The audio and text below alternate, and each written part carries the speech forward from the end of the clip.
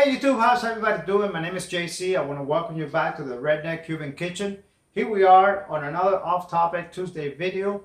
If this is your first time here, welcome. And I want to give a special shout out to all the new subscribers. You guys are awesome. If you haven't already done so, man, help me out. Click that little button. Do me that favor. I'm trying to grow this channel and I cannot do it without your support. So here we're back at the kitchen with a classic Cuban dish. A lot of people may consider it a staple of Cuban cuisine, and that is picadillo. So all of this started when my friend called me out.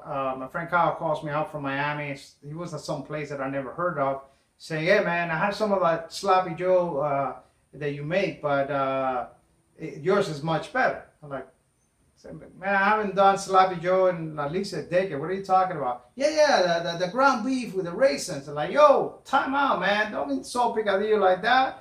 To call picadillo sloppy Joe, it's a big stretch.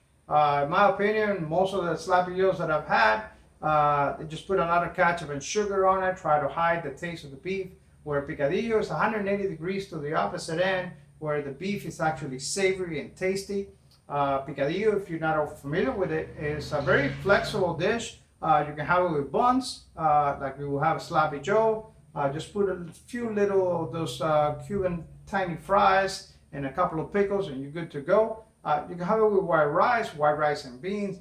It's really a flexible dish. So a lot of people seem to like the way I make picadillo, and if this is up to your standards, please comment below. Here's my take on Cuban picadillo.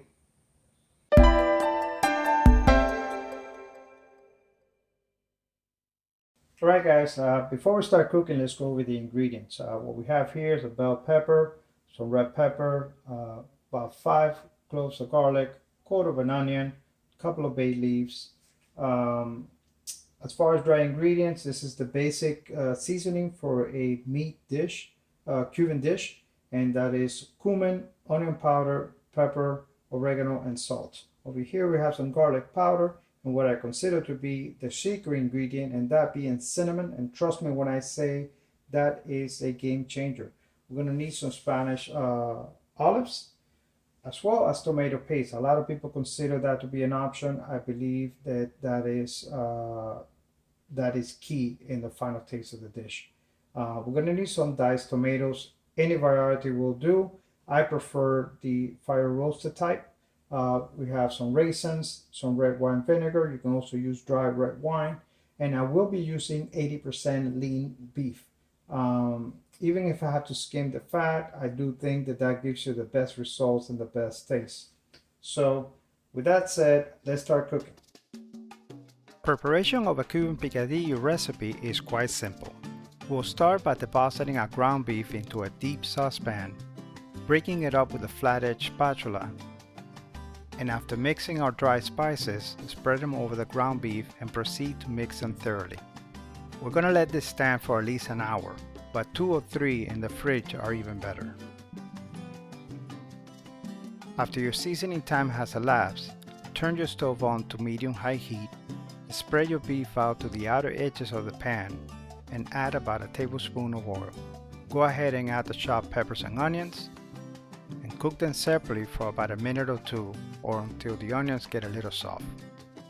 Then go ahead and mix everything together and cook over medium-high heat for about 5 minutes.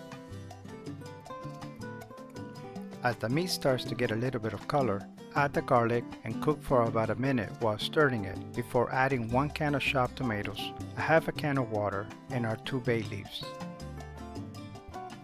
After making sure everything is well mixed, add 3 tablespoons of red wine vinegar, cover it and cook it for 15 minutes. After 15 minutes, your Cuban picadillo should look something like this, at which time we're going to add our olives and our raisins. After mixing it thoroughly, we're going to cook it for another 15 minutes on the medium heat. Ladies and gentlemen, our Cuban picadillo is done, and this is what it's supposed to look like. I know that if you are from Puerto Rico, Mexico, or even the Philippines, you have a variation of this picadillo recipe in your country. But I urge you to give this a try. I think you will be delighted.